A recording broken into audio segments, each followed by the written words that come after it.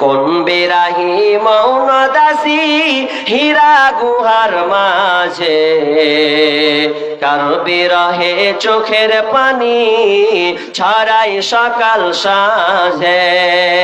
কোন বিরাহি মৌন দাসী হীরা গুহার মাঝে, কার বিরহে চোখের পানি ছড়াই সকাল সাঁঝে। ছাড়ল বাড়ি কিসের আশায়, বাঁধল বাসা হীরা গুহায়। ছাড়ল বাড়ি কিসের আশায়, বাঁধল বাসা হীরা গুহায়। কার বিরহে আকুল আশা অন্তরে তার বাজে, কোন বিরাহি মৌন দাসী হীরা গুহার মাঝে। কিসের বোঝা বহন তরে গড়ল তারে যত্ন করে, কিসের বোঝা বহন তরে গড়ল তারে যত্ন করে। প্রভু তারে করল বরণ সারা ভুবন মাঝে, কোন বিরাহি মৌন দাসী হীরা গুহার মাঝে। কি সাধনায় মগ্ন হলো কারবা প্রেমে মন মজিল, কি সাধনায় মগ্ন হলো কারবা প্রেমে মন মজিল। কারবা প্রেমে আকুল আশা অন্তরে তার বাজে, কোন বিরাহি মৌন দাসী হীরা গুহার মাঝে। হঠাৎ হলো জানাজানি কানাকানি, হঠাৎ হলো জানাজানি কানাকানি, আসলো প্রিয় অসীম বাণী। হঠাৎ হলো জানাজানি কানাকানি, আসলো প্রিয় অসীম বাণী। আধার ধরা আলো হলো কোরআন নূরের তাজে, কোন বিরাহি মৌন দাসী হীরা গুহার মাঝে।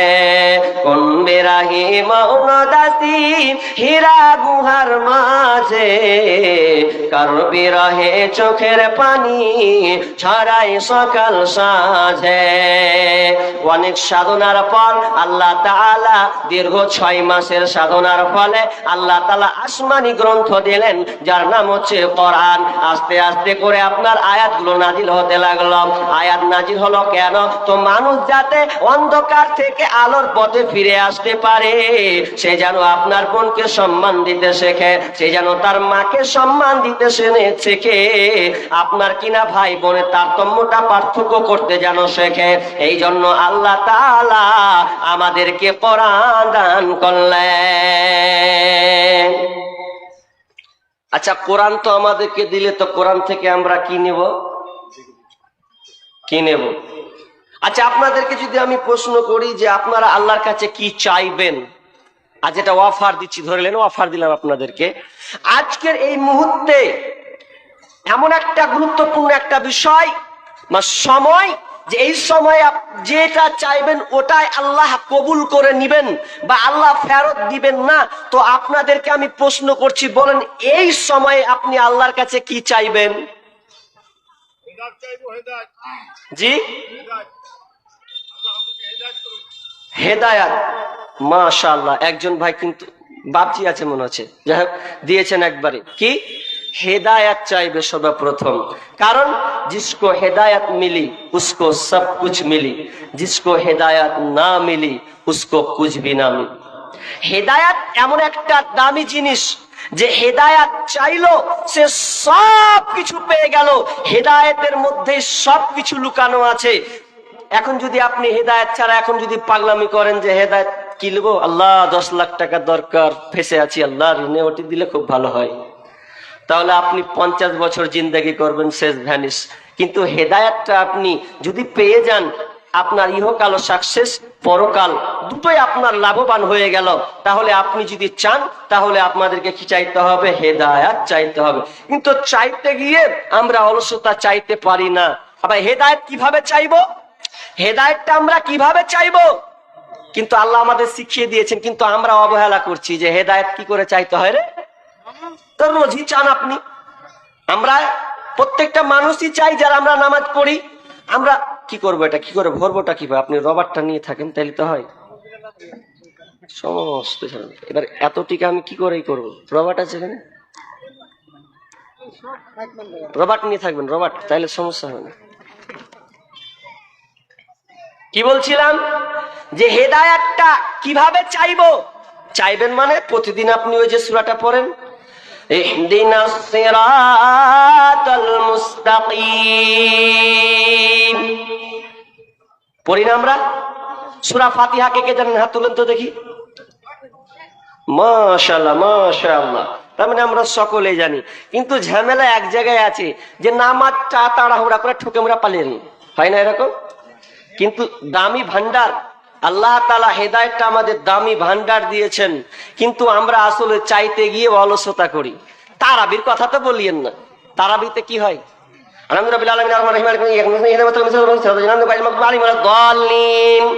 করে না? অথচ দামি মাল ওখানে লুকিয়ে আছে। আর যত স্পিডে পারে আপনি দেখবেন 4G 5G গিয়ারের কি হয়, তারাবি হয়। আচ্ছা, কোন আলেম যদি একটু আধ ঘন্টার থেকে 1 ঘন্টা চালিয়ে করছে হঠাৎ অন্য মৌলবি ঢুকায়, তার হবে না? চাই না, তাহলে আপনার লাভ কি হলো? আমরা চাইবো, ওখানে আল্লাহ ঢুকিয়ে দিয়েছেন যে হেদায়াত তুমি চাইবে। আল্লাহ বলছেন আমি তোকে শিখিয়ে দিই, কি চাইবি জানিস না? প্রথমে আলহামদুলিল্লাহি রাব্বিল আলামিন।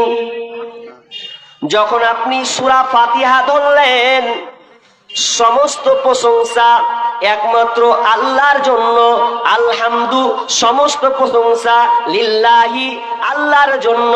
আলহামদুলিল্লাহি রাব্বিল আলামিন, যিনি সমস্ত জাহানের প্রতিপালক। আর রহমানির রহিম, আপনি আল্লাহ এটি আগে শিখিয়ে দিয়েছেন। আমি বলছি আলহামদুলিল্লাহি রাব্বিল আলামিন, তো আমার আল্লাহ প্রতি উত্তর দেয়, আমার বান্দা আমার প্রশংসা জ্ঞাপন করেছে।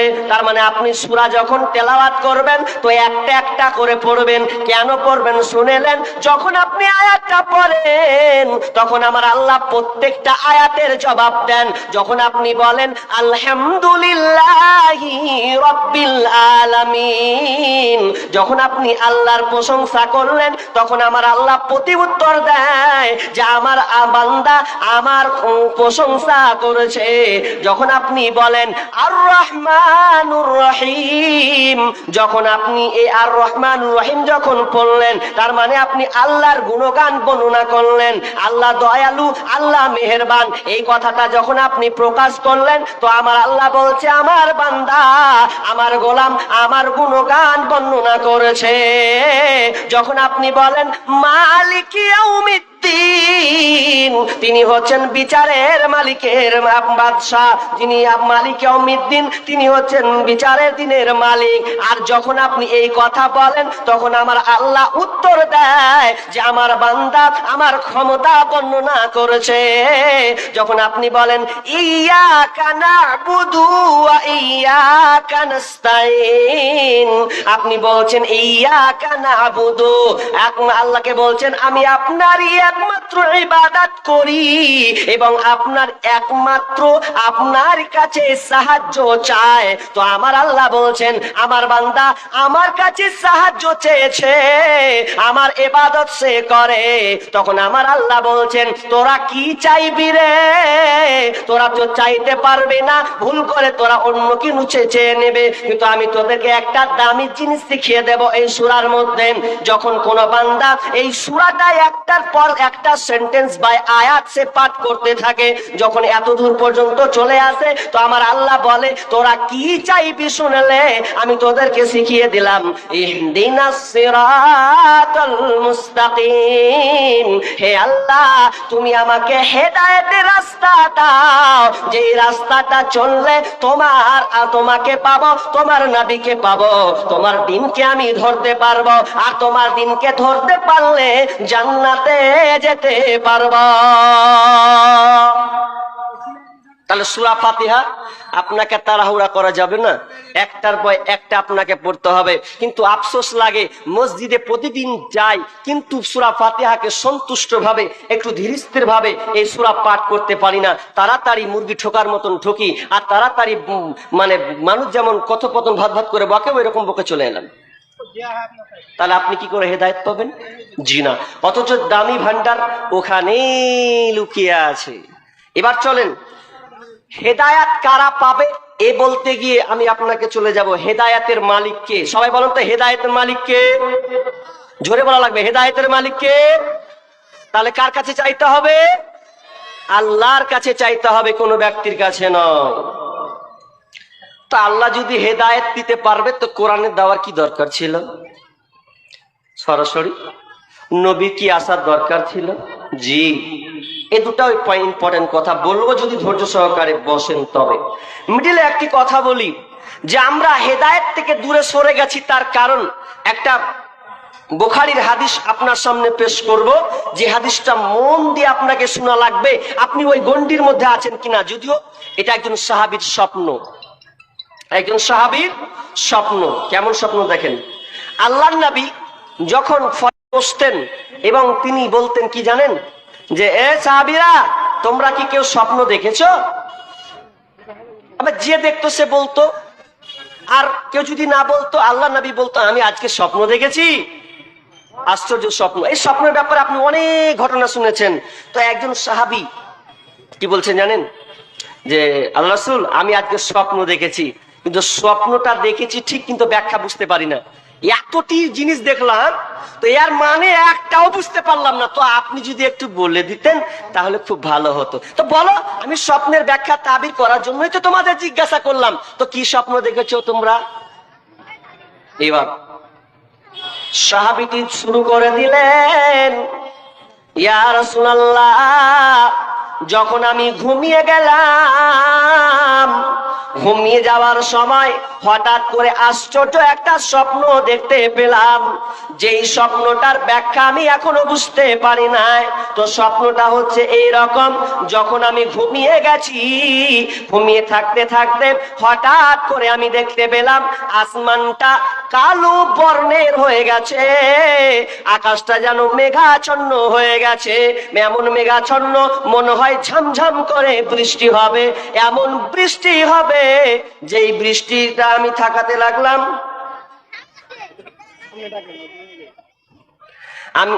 আমি স্বপ্নটা এইভাবে দেখতে থাকতে লাগলাম। এই পিছনের লোকগুলা, ভাই আপনারা মেহেরবানি করে একটু বসেন। দাঁড়িয়ে কষ্ট করে থাকেন কেন ভাই? আমাকে খুব কিন্তু আফসোস লাগে, খুবই আফসোস লাগে। ট্রেনে যখন চাপে তখন করে খুঁজাখুঁজি করে কোন সিটটা পাবো তা বসবো, মানে চাপে চিপা হটলি ভাই একটু জায়গা দিলি, মানে দাঁড়িয়ে থাকবে না ঘন্টা, আর 1 ঘন্টা 2 ঘন্টা এখন দাঁড়িয়ে গেছে। ট্রেনে কত যে আসলাম আর গেলাম, তো একটু জায়গার লেগে বসেছে, কে ফের ব্যাগ দাঁড়াতে পারে না, তো ব্যাগের তলে বসে গেল। লোকাল ট্রেনে তো দেখেছেন কত হুড়াহুড়ি, মাঝখানে সুতা গেল চিটপাটাং হয়ে, কে 2 ঘন্টা দাঁড়িয়ে থাকবে? অথচ সুন্দর ব্যবস্থা করেছে, উল্টা চলছে, যে যুগটাই উল্টা। বসার ব্যবস্থা করেছে, দাঁড়িয়ে থাকছে। আজীব ব্যাপার। কি বলছিলাম, ওই সাহাবীটা বলছে আমি সম্পূর্ণ ঘুমিয়ে গেছি, স্বপ্নে আশ্চর্য স্বপ্ন দেখলাম। আমি দেখলাম আকাশটা মেঘাচ্ছন্ন হয়ে গেছে, কালো বর্ণের হয়ে গেছে। এবার আমি মনে করলাম বৃষ্টি হবে, মেঘ হবে, পানি পড়বে। কিন্তু আমি দেখতে পেলাম আকাশটা যখন মেঘাচ্ছন্ন হয়ে গেল, আকাশ থেকে আপনার কিনা পানি পড়ে নাই, দুধ পড়ে না, শরবত পড়ে নাই। আমি লক্ষ্য করলাম ওই আসমান থেকে মধু বর্ষণ হচ্ছে। পানি তো দূরের কথা, পানির বাদে আপনার মধু বর্ষণ হচ্ছে। এর মিডিলে আপনি দেখতে পেলাম যে অনেক লোককে দেখতে পেলাম, যে আমি 3 ধরনের লোককে দেখতে পেলাম। এক ধরনের লোক দড়িয়ে আসলো, দড়িয়ে এসে তারা ওই মধুটাকে আপনার খেতে শুরু করেছে। আপনার এমন ভাবে খেতে শুরু করেছে, পূর্ণ পেট ভরে লোকটা অনেক লোক খেয়ে ফেললো। আমি আর একটা দৃশ্য দেখতে পেলাম, কিছু লোক আস্তে আস্তে ঠুকঠাক টুক করে খাচ্ছে, পূর্ণ পেটটার ভরলো না। আমি আর একটা দলকে দেখতে পেলাম, তারা কিনা একটুও চিখলো না, হাফ তো দূরের কথা, আপনার কিনা 1 ফোঁটাও তারা চিখলো না, ফ্যাল করে তাকিয়ে তারা রইল। বিশ্বনবী, দয়ার নবী গো। এরপরে আমি আপনার কিনা একটা রশি দেখতে পেলাম, আসমান থেকে একটা রশি ঝুলছে, আর ওই রশিটার মধ্যে শুনেলাম প্রথম লোকটাকে আমি দেখতে পেলাম, তো লোকটা আপনার কিনা দড়িটা ধরে আসমানের উপরে চলে গেল। আর একটা লোককে দেখলাম, ওই লোকটাও ওই দড়িটা ধরে আসমানের উপরে চলে গেল। 3 নম্বর লোকটাকে দেখতে পেলাম, ওই লোকটা দড়ি ধরে উঠতে যাবে কি, তো যেমন উঠতে যাওয়া তো দড়িটা ছিঁড়ে গেল। লোকটা খুব বড় শক্তিশালী মজবুত ছিল। ও দয়ার নবী গো, তো লোকটা কি করলো, ওই দড়িটাকে গিরা দিয়ে আপনার কিনা গিরা দিয়ে লোকটা আসমানে আকাশে উঠে গেল। তো যেমনই এই 3টা লোক উঠলো, তো তার সাথে সাথে আমার ঘুম ভেঙে গেল। ব্যাখ্যা কি হবে, কি ব্যাখ্যা এটার? এবার আল্লাহ রাসূল তো এবার উত্তর দিবেন যে হ্যাঁ তোমার ব্যাখ্যাটা কি। তা আবু বকর বলছে, মনে মনে বলছে উত্তরটা আমি দিই। তো আবু বকর আগিয়ে চলে আসছে, তো বলছে ইয়া রাসূলুল্লাহ, বলছিলাম কি যে স্বপ্নের ব্যাখ্যাটা একটু আমি করলে হয় না? যদি ভুল হয় তো আপনি বলবেন, আপনি একজন নবী। আমার মন চাহাত, আমার ইচ্ছা হচ্ছে আমি বলবো স্বপ্নের ব্যাখ্যাটা আমি করি। তো মানুষ দেখবেন যখন বলার ইচ্ছা হয়, যে এতটি লোকের মধ্যে যখন বলার ইচ্ছা হয়, তখন যদি খুব বলার ইচ্ছা হয় যে আমি এই কথাটা বলবো আজকে মিছিলের মাধ্যমে, মিটিং এর মাধ্যমে, তো লোকটা চুলমুলু করে না এরকম, আমাকে যদি বলতে দেয় আমাকে এরকম অনেক সময় মানুষ করে না যে আমি বলি এরকম। তো আবু বকরও এরকম করছে যে আল্লাহ রাসূল আমাকে দেন না, আমি স্বপ্নের ব্যাখ্যাটা করি। ভুল হলে আপনি বলবেন। এবার আল্লাহ রাসূল বলেন, আবু বকর ঠিক আছে, তুমি শোনাও স্বপ্নের ব্যাখ্যাটা কি, তুমি স্বপ্নের ব্যাখ্যা বুঝতে পেরেছো, এই জনগণকে তুমি শুনিয়ে দাও।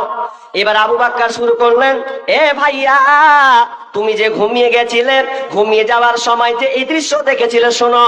প্রথম দৃশ্য তুমি দেখেছিলে যে আসমানটা কালো বর্ণের হয়ে গেছে, আকাশটা মেঘাচ্ছন্ন হয়ে গেছে।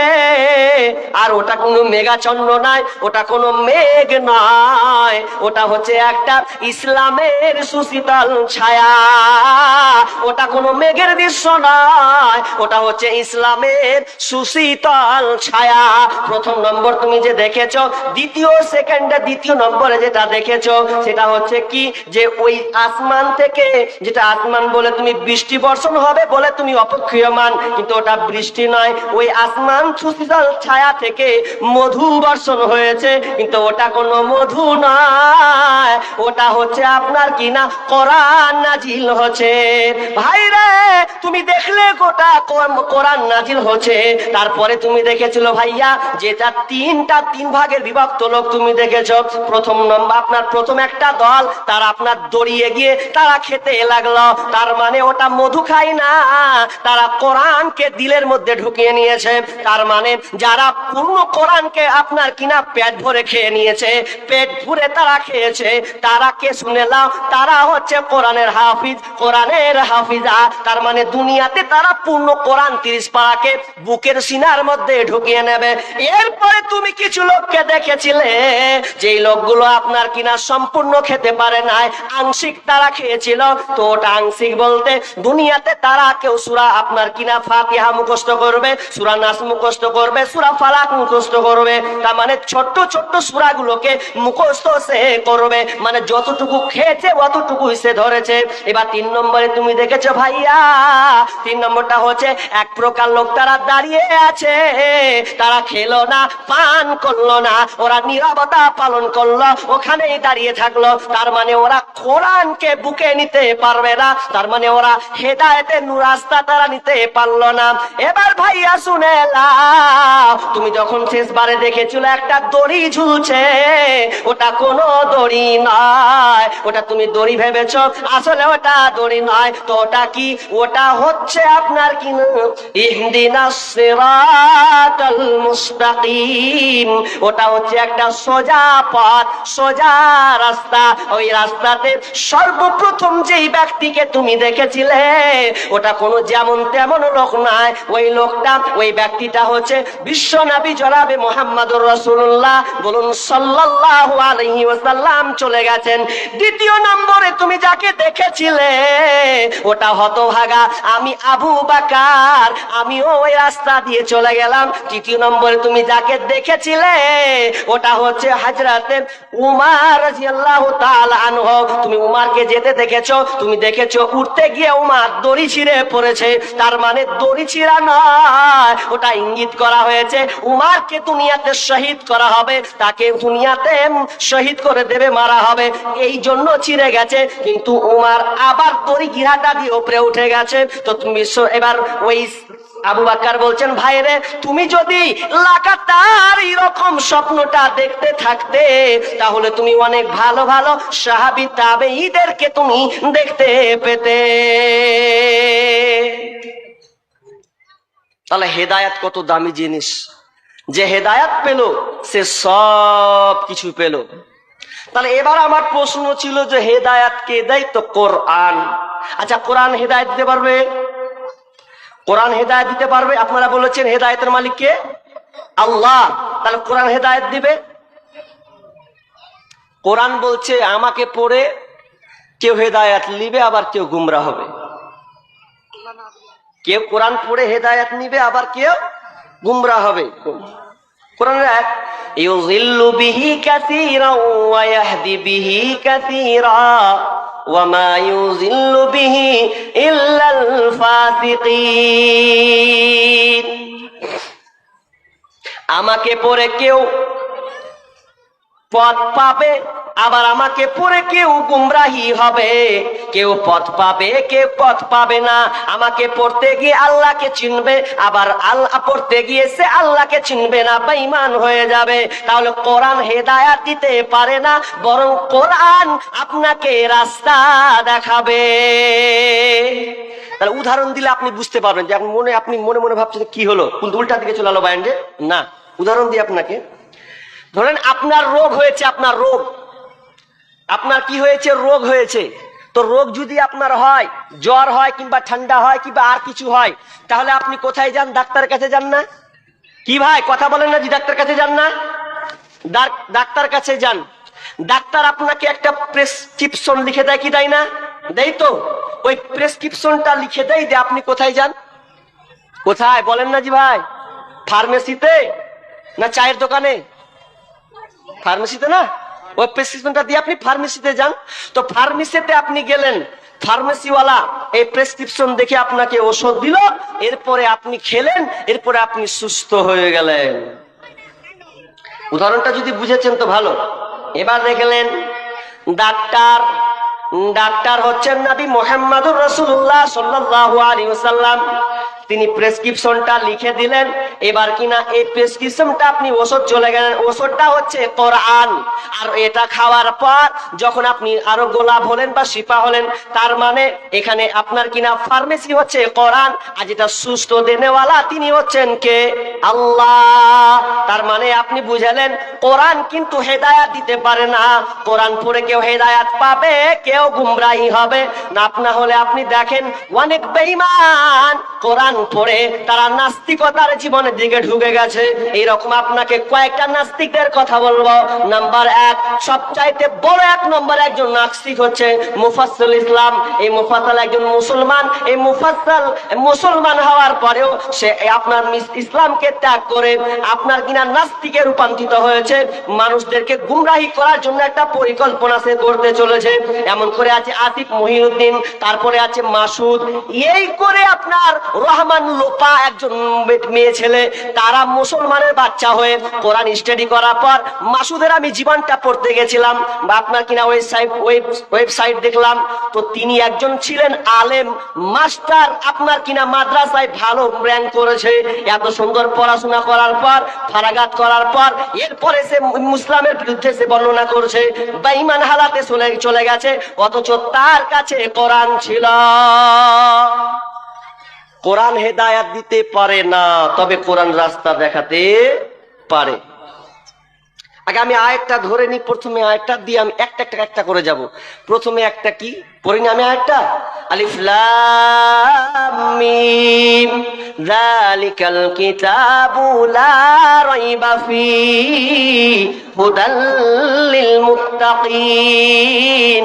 এটা হচ্ছে মুত্তাকিদের জন্য হেদায়েত, বাকি আয়াতটা আমি আপনার সাইডে রাখলাম। তো হেদায়াত কোরআনটাকে হুদাল্লিল মুত্তাকিন, মুত্তাকিদের জন্য হেদায়াত রয়েছে।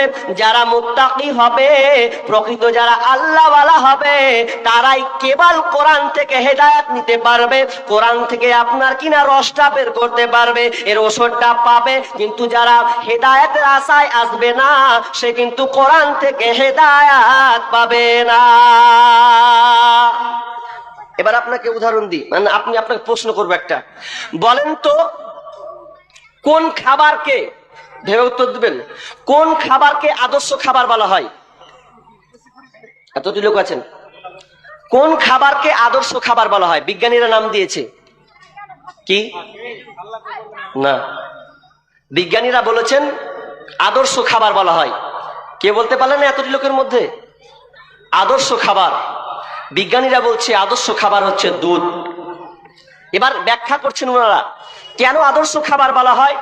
এই দুধটা এমনই একটা প্রোটিন, এত পুষ্টি, এত ভিটামিন, এত ক্যালোরি তার মধ্যে রয়েছে, যে একটা লোক যখন দুধ পান করে, গরুর দুধ যখন সে খায়, তখন সে সবকিছু থেকে নিরাপদ। তার খিদাও মিটে যায়, তার ভোগ তৃষ্ণা দুটোই মিটে যায়।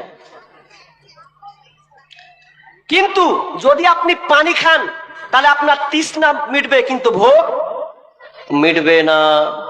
পানি, আপনি শুধু পানি খেলেন তো, পানি খেয়ে আপনি এই পানিতে তৃষ্ণা লেগেছে রে, ওটা তৃষ্ণাই মিটবে কিন্তু ভোগ মিটবে না।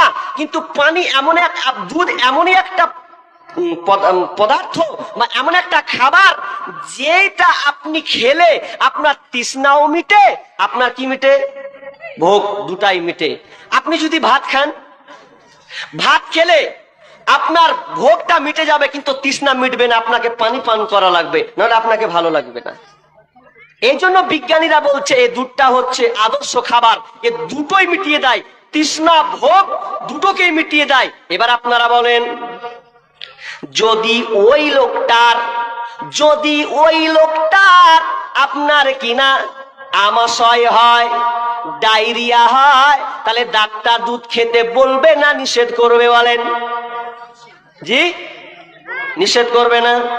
কারণ সে ডায়রিয়া হয়েছে, তার আমাশয় শুরু হয়েছে, আর ডাক্তার ওকে বলবে তোমার ওষুধ, আপনার কিনা দুধ পান করা যাবে না, খবরদার।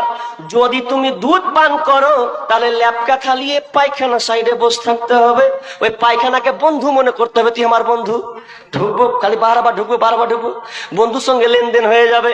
আমাশয় যদি শুরু হয়ে যায়, তাহলে আপনার কিনা নিজেকে আর কন্ট্রোল করতে পারবে না, বন্ধু বলে ওকে সারাদিন মানে আপনাকে জোগাতে হবে। তো ঠিক তেমনি ভাবে যারা কিনা, যাদের পেটে আমাশয় হয়েছে, তার মানে সে কুবুদ্ধি, আপনার কিনা খারাপ বুদ্ধি নিয়ে, খারাপ মানসিকতা নিয়ে কোরআন স্টাডি করবে, তো জীবনে কোনোদিন হেদায়াত পাবে না। নেই হেদায়াত। একটা লোকের নাম বলবো, কিন্তু ওই বিষয়টা এখন কিন্তু খুব খুব পেপার পত্রিকা খবর নিউজ সব হচ্ছে, কিন্তু সেটা কি?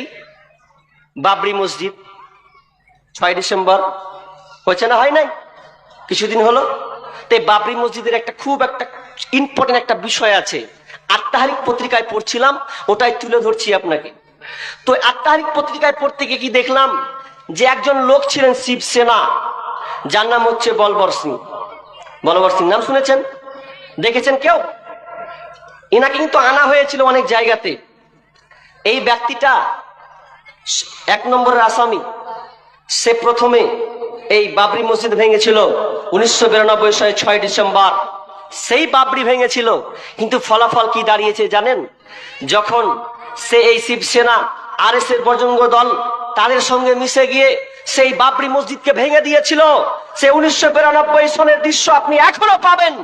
তারা আমাদের এই ভিটে মাটি, তারা আমাদের এই সম্পদকে ছিনিয়ে নিয়েছে, ভেঙে খান করে দিয়েছে, এই দৃশ্য আপনি এখনো পাবেন। তার মধ্যে একজন ব্যক্তির নাম হচ্ছে বলবর সিং। এই বলবর সিং যিনি নিজের হাতে ভেঙেছেন, তিনি বলছেন আমি উপরে উঠে ভেঙেছি। এই লোকটা হেদায়েত পেয়ে নিয়েছে গো, হেদায়েত পেয়েছে, ও ইসলামের সুশীতল ছায়া পেয়েছে। কিভাবে পেয়েছেন জানেন? তো যখন আমি আত-তাহরিক পত্রিকা পড়ছি, ঘটনাটা তুলে ধরেছেন ওখানে, যে যখন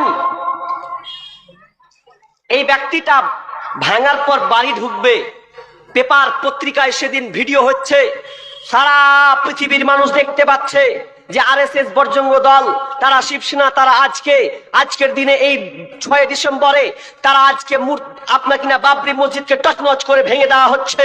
এই দৃশ্য সবাই দেখছে, এমনকি ওই বলবর সিং এর মা আব্বাও ঘরে বসে টিভিতে দেখতে পাচ্ছে যে আমার সন্তান ওপরে চেপে ওই মসজিদকে ভাঙছে। বাপের খুব ব্যথা, আহ বেটা তুমি কি করলে, এটা কেন করতে গেলে তুমি? যেমনই করা, এবার বাড়ি ঢুকেছে।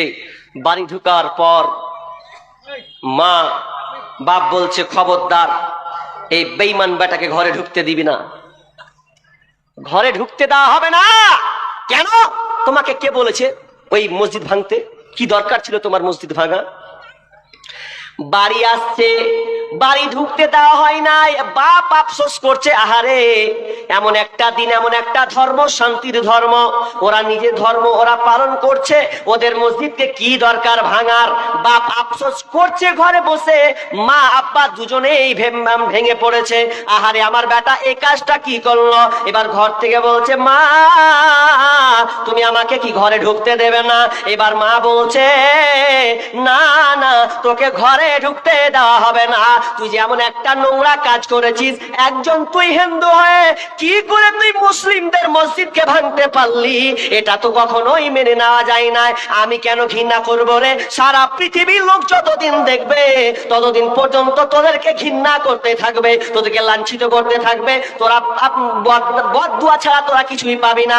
আর আমার সন্তান হয়ে তুই কি করে এই বাবরি মসজিদের গায়ে হাত দিলি বল? তো খবরদার, না না, তোকে বাড়তে ঢুকে দেওয়া হবে না।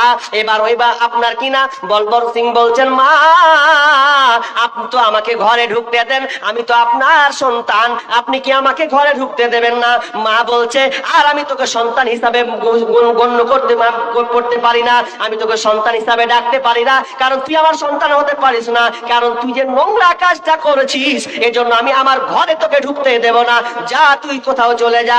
এই বলবর সিং এবার দুঃখে রেগে মানে দুঃখে ক্ষোভে আপনার কিনা কন্দন করে মা শেষবারে বললে, মা তাহলে আমি চলে গেলাম, আর এই বাড়ি আমি ঢুকবো না। এই বলে ওই লোকটা, ওই বলবর সিংটা বাড়ি থেকে বের হয়ে চলে গেলেন। আর এইদিকে বাবা সঙ্গে সঙ্গে আপনার হার্ট অ্যাটাক করে মারা গেলেন, তিনি চলে গেলেন। তো দেখেন শেষ পর্যন্ত আল্লাহ তাআলা ওর মধ্যে নূর ঢুকিয়ে দিলেন। ভাবতে লাগলেন, কেন আমি মসজিদ ভাঙতে গেলাম, মসজিদে কেন হাত দিতে গেলাম, কার পাল্লায় পড়লাম? এই করে তিনি ইসলামকে স্টাডি করতে শুরু করলেন, যে ইসলাম কি বলে এটা আমাকে জানাই লাগবে। এই জন্য বলবর সিং তিনি কোরআন স্টাডি করলেন। কোরআন একজন আলেম, বিখ্যাত আলেমের কাছে গেলেন, যাওয়ার পর তার কাছে দিন শিক্ষা চর্চা করে তিনি ইসলাম গ্রহণ করলেন। না না, এটা যেমন কোন ধর্ম নয়, এমন একটা দিন, এটা হচ্ছে শান্তির একটা ধর্ম। যে কোরআন যেটা শিক্ষা দেয় আমরা তো ভুল বুঝেছিলাম, আমাদেরকে ভুল বোঝানো হয়েছে। তখন তিনি ইসলাম গ্রহণ করেছিলেন এবং তিনি বলেছিলেন যে আমি 100টা মসজিদ বানিয়ে দেব, 100টা মসজিদ বানিয়ে দেব, কিন্তু সম্পূর্ণ পূর্ণ হয় নাই। তিনি আর কয়েকটা মসজিদ বাকি হওয়ার আগে তিনি মারা যান। ভাড়া বাড়িতেই হায়দ্রাবাদ না কোন একটা জায়গা, ওই জায়গায় তিনি মারা যান, কিন্তু ইসলাম পেয়েছেন, সব ছাড়তে হয়েছে। তাহলে হেদায়েত কত দামি জিনিস যে আমরা হেদায়েত নিতে পারলাম না। যে হেদায়েত পেল তে সব কিছু পেয়ে গেল, কিন্তু আফসোস, তাহলে কোরআন হেদায়েত দিতে পারে না, কিন্তু কোরআন থেকে আপনাকে হেদায়েত নিতে হবে। তো একজন বলছে, আল্লাহ যদি হেদায়েত দেয় তো আমাকে কি ক্ষতি? একটা লোক প্রশ্ন করছে যে আল্লাহর হেদায়েত তো আল্লাহর হাতে, যদি আল্লাহ হেদায়েত দেয় তাহলে আমাকে না দুর্নাম লাগবে? আমি মদ পান করছি, বিড়ি খাচ্ছি, সিগারেট খাচ্ছি, মারপিট করছি, তা আমার কিসের দোষ? আল্লাহ তো আমাকে হেদায়েত দেয় না, হেদায়েত মালিক আল্লাহ আমাকে হেদায়েত দেবে। বাহ, যুক্তি কিন্তু খুব সুন্দর। হেদায়েত মালিক তো আল্লাহ, তো আমাকে আল্লাহ দিলে না আমি হেদায়েত পাবো? একটা আলেমকে তখন ধরেছে, জুত করে ধরেছে। তো আলেম বলছে, ব্যাপারটা খারাপ রে, চাও খেতে দিবি না তুই? চায়ের দোকানে বসেও চা খাবে কি তার আগে প্রশ্ন মেরে দিছে। মানে কি করে? ও একটা আলেম চা খাচ্ছে আর ও বিড়ি টানছে ঠুং করে, তোকে বলছে আল্লাহ এরাকে যে কখন হেদায়েত দিবে। লোকটা চাটাম করে কইছে হেদায়েত দিবে মানে দেয় না, তা আমার দোষ নাকি? আল্লাহর দোষ। যেমন প্রশ্ন উত্তর দিচ্ছে, বাহ, মানে এবার ক্যাচ করে দিয়েছে মৌলানাকে। মৌলানা তো কইছে ভেজালা পড়ে গেল। কইছে মৌলানা তাহলে আপনি আমার কাছে বুঝিয়ে দেন যে হেদায়েতের মালিক যদি আল্লাহই দিবে তা আমার দোষটা কোথায় আছে, আমাকে বুঝিয়ে দেন। তখন বলছে আচ্ছা তোমার প্রশ্ন ঠিক আছে, উত্তরটা লিবা, দেন উত্তরটা দেন। কি উত্তর? বলছে বাচ্চা দুধ কার কাছে পায়? জি, মায়ের কাছে না? মায়ের কাছে পায় তো। মা সন্তানকে দুধ পান করায়। আচ্ছা, বাচ্চা শুয়ে আছে, সুন্দর হয়ে শুয়ে আছে, কোনো ডিস্টার্ব নাই। মা এক জায়গাতে রান্না করছে। তো রান্না করতে করতে করতে করতে করতে বাচ্চা যদি না কাঁদে দুধ দেবে? জি বলেন, দিবে না? দিবে না। আর যদি বাচ্চা কাঁদতে শুরু করে দেয় তাহলে চুলা ছেড়ে দিয়ে আসবে, ওরা আমার লাল রে, ওরে আমার সোনা রে, আমার কলজা রে, কি হলো রে, নিয়ে আপনার বাচ্চাকে দুধ খাওয়াতে লাগলো। বাচ্চা কাঁদলো, এরপরে বাচ্চা দুধ পেলো, তো আপনি কোন আশায় বসে আছেন? হে, তুমি মানসিকতা তো চেঞ্জ করো। তুমি একবার কোনোদিন বলেছো যে আল্লাহ তুমি আমাকে হেদায়েত দাও? এটা চেয়েছেন আপনি? চাইবেন তবেই না আল্লাহ আপনাকে দেবে। আপনি কুট করে বসে আছেন একবার হাত গুমরি করে, তাহলে আল্লাহ আপনাকে হেদায়েত দেবে? হেদায়েত দিবে না। আপনাকে চাইতে হবে, তবে আপনি হেদায়েত পাবেন। তো না চেয়ে আপনি হেদায়েত, বাচ্চা যেমন না কানলে মা দুধ দেয় না, ঠিক তেমনি ভাবে আপনি যদি হেদায়েত না চান, এই পথ আপনি জানছেন যেটা নোংরা পথ, আপনি যাচ্ছেন যেটা খারাপ, এটা অন্যায়, আপনি তো নিজেই বুঝতে পারছেন, তো আপনাকে সরতে হবে না, এরপরে আপনাকে আল্লাহকে চাইতে হবে, তবে আপনি হেদায়েত পাবেন। তাহলে কোরআন হেদায়েত দিতে পারে না, কোরআন হেদায়েত দেয় না, বরং কোরআন আপনাকে হেদায়েতের রাস্তা দেখাবে। কোরআন থেকে কেউ হেদায়েত পাবে, কেউ আবার গোমরাহি হবে। এবার আপনাকে কিছু যুক্তি কথা, কিছু মারেফাতি তথ্য দিব এখানে, সবাই হ্যাঁ হু দিবেন। আচ্ছা বলেন তো, কথা বলবেন, কোরআন কয় পারা? জোরে বলেন না জি ভাই। 30 পারা, কোরআন 30 পারা। আচ্ছা, যারা কোরআনকে সম্পূর্ণ কোরআন পড়ে বা আরবি স্টাডি করে গড়গড় গড়গড় গড়গড় করে আরবি বলতে পারে, তাদেরকে কি বলা হয়? জি, আলেম। কি বলা হয়? কথা বলেন, কি বলা হয়? আরে সহযোগিতা করছি রে ভাই, আলেম। আচ্ছা, যে কোরআন, এটা একটা গেল। দ্বিতীয়, কোরআনকে পূর্ণ 30 পারা কোরআনকে বুকে ভরে নিয়েছে, একে কি বলা হবে? জি, হাফেজ। আরে এতটি লোক কথা বলতে পারে না গো, আপনি এগুলো পিছিয়ে আছেন। নাম্বার 3, যে কোরআনকে শুদ্ধ করে পড়তে পারে, কিরাত করতে পারে, ওকে কি বলা হয়? কারি। এখানে একটা গভীর তত্ত্ব কথা আছে, ওই জন্য আপনাকে কথা বলাচ্ছি, আপনি অ্যাট্রাকশন হন।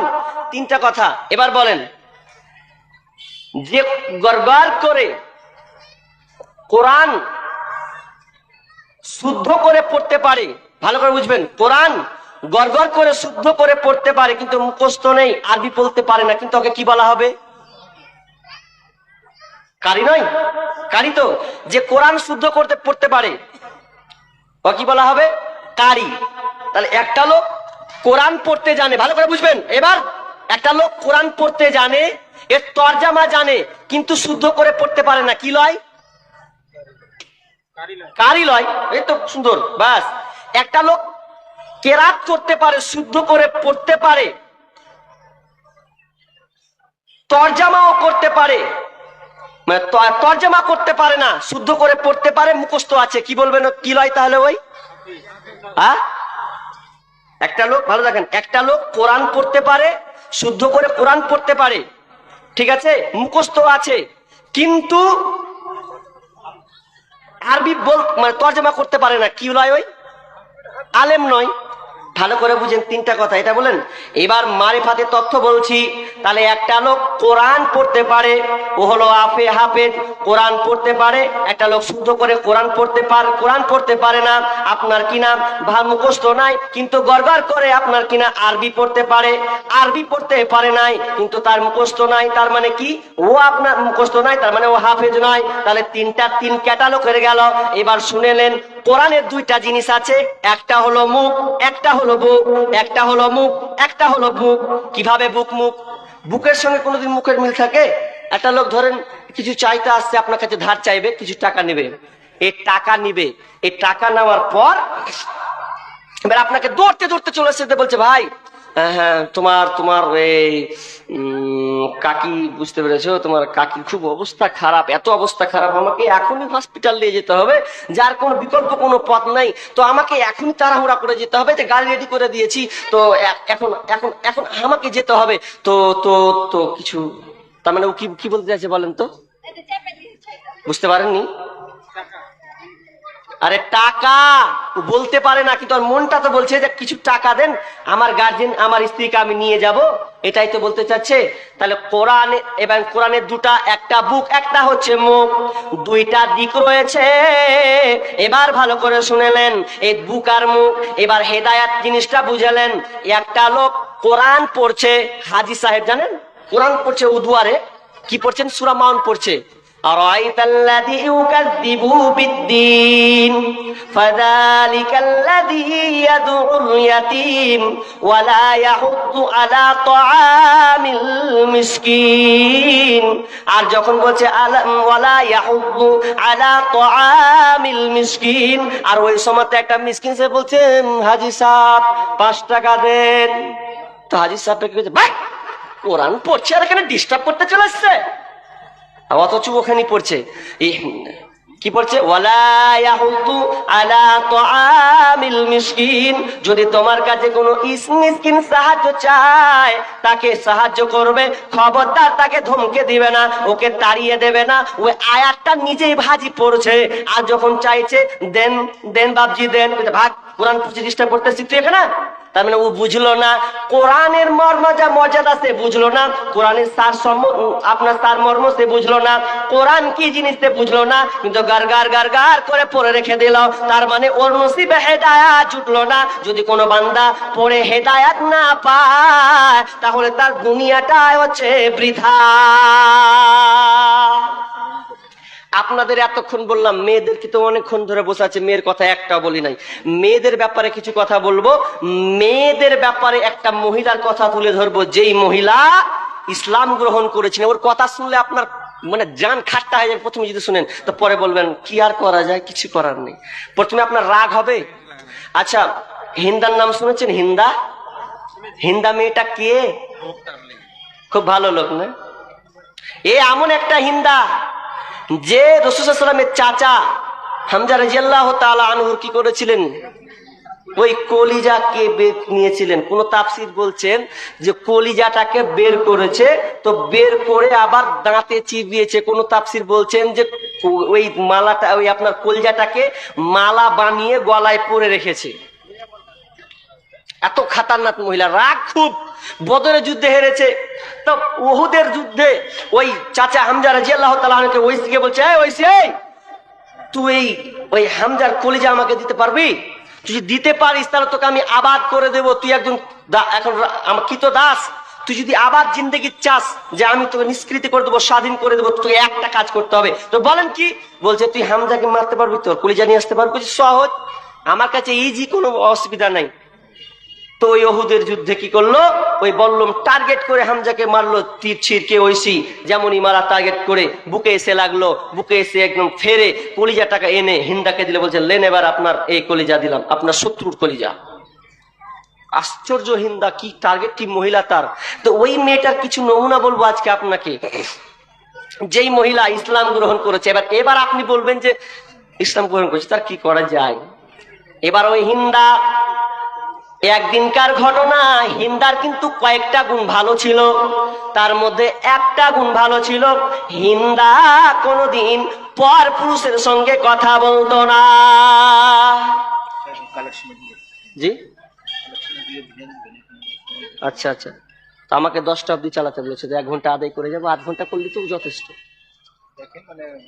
হ্যাঁ, 8 ঘন্টাতে ইনশাআল্লাহ ধৈর্য ধরেন। আমাকে যখন বলেছেন 10টা টাইম দেন আমাকে, হ্যাঁ এখন 9টা বাজছে, ইনশাআল্লাহ দর্শক আছে, শ্রোতা পালাই না, ইনশাআল্লাহ ঠিক করেছি, অসুবিধা নেই। তো হিন্দা কি করেছেন? হিন্দার কিন্তু 2টা কোয়ালিটি ভালো ছিল। একটা ভালো কি জানেন? একটা ভালো কি ভালো? যে ও কোনোদিন পর পুরুষের সঙ্গে ভালোভাবে কথা বলতো না। আর আজকালকার আমাদের তো একবারে স্ট্যাটাস, মানে একদম আধুনিক পরিবার যাকে বলা হয়। কেমন আধুনিক পরিবার? আপনার মেয়ে মাধ্যমিক পাস, 11 পাস, কলেজ পাস, ও বাড়ি থেকে এসেছে, কলেজ থেকে এসেছে, আর এদিকে স্বামী স্ত্রী কথা বলছে, কোন মধুর কথা।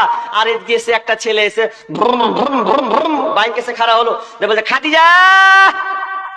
কে গো বাবা? বলছে আমি অমুক ছেলে, আপনার মেয়ের আমি একসাথে পড়ি, বয়ফ্রেন্ড। বলছে ও বয়ফ্রেন্ড, তাহলে যাও খাদিজাকে ডাকো, নিয়ে যাও। আজকালকার অবস্থা আধুনিক পরিবার। বাপ মা বলছে খাদিজা তোর বন্ধু এসে, যা যা এবার চেপে চলে যা কলেজে তুই। আওয়ারা জিন্দেগি চলছে। আর আর এইদিকে হিমদাদ দেখেন, পর পুরুষের সঙ্গে কোনোদিন কথা বলে নাই, একবার নীরবতা পালন করে। কিভাবে বোঝা যায়? একটা মেয়ে এসে বলছে, হিন্দাকে শুনেছিস কথা? বলছে কি? এর রাস্তা দিয়ে আস্তে আস্তে দেখলু একটা মেয়ে অন্য পুরুষকে কি করছে জানিস? ওকে জিজ্ঞাসা করছে যে পথটা কোন দিকে, তো ওইভাবে দেখিয়ে দিছে যে জি এখান দিয়ে এখান দিয়ে এখান দিয়ে যাবে। তো হিন্দা বলছে ছি ছি ছি ছি, তোবা তোবা, কেমন করে কথা কইতে পারলে? মেয়েটা ছিল লাজ শরম কি লজ্জা কিছু আছে? কি করে কথা কইতে পারলে? হিন্দার এই গুণটা ছিল যে পর পুরুষের সঙ্গে তিনি কথা বলতেন না, ভালোভাবে নিজেকে কন্ট্রোল করতেন।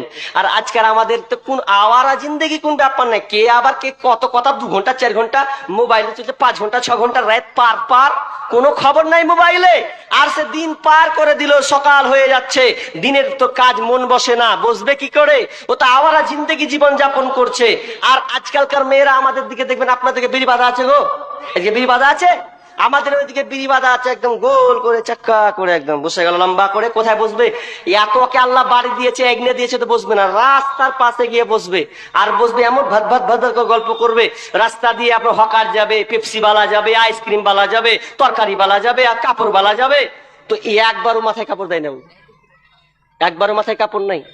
আর যখনই একটা আলেম যায় রাস্তা দিয়ে, তো বলছে ছুটি মাথায় কাপড় দে, দেখতে পাচ্ছি না মৌলবি এলো, মানে মৌলবি এলো তখন মাথায় কাপড় দিচ্ছে, যে মাথায় কাপড় দে, শরম লাগবে না? কি করবে মৌলবি সাহেব?